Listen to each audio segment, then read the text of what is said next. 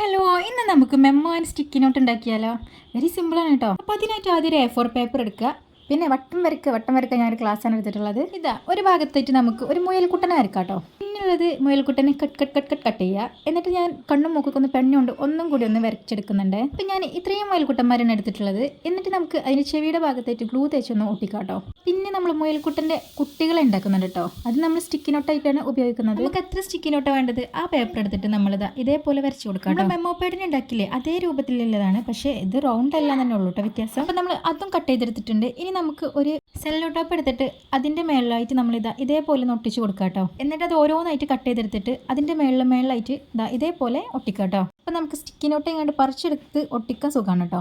പിന്നെ ഒരു കാർഡ്ബോർഡിൻ്റെ പീസ് എടുത്തിട്ട് ഒരു കളർ പേപ്പർ എടുത്തിട്ട് ആ കാർഡ്ബോർഡിനെ ഫുള്ളായിട്ട് ഒന്ന് കവർ ചെയ്യാം കേട്ടോ. കാര്യം പറയാൻ ഞാൻ മറന്നു. ഫസ്റ്റ് ഉണ്ടാക്കി നമ്മൾ മെമ്മോ പാഡാണ് കേട്ടോ. ഞാൻ മേളിൽ വെറുതെ ആയിട്ടൊന്ന് മെമ്മോ ആൻഡ് സ്റ്റിക്കി എഴുതുന്നുണ്ട് കേട്ടോ. വേണമെങ്കിൽ എഴുതിയാൽ മതി. സ്റ്റിക്കി നോട്ട് എങ്ങനെ വർക്ക് ചെയ്യുന്നത് വെച്ചാൽ ഇതേപോലെ ഒന്ന് പറിച്ചെടുക്കുക, ഒട്ടിക്കുക, ഇത്രയേ ഉള്ളൂ കേട്ടോ. അപ്പോൾ ഇന്നത്തെ വീഡിയോ ഇത്രയേ ഉള്ളൂ. നിങ്ങൾക്ക് ഇഷ്ടപ്പെട്ട like and subscribe. Okay, by.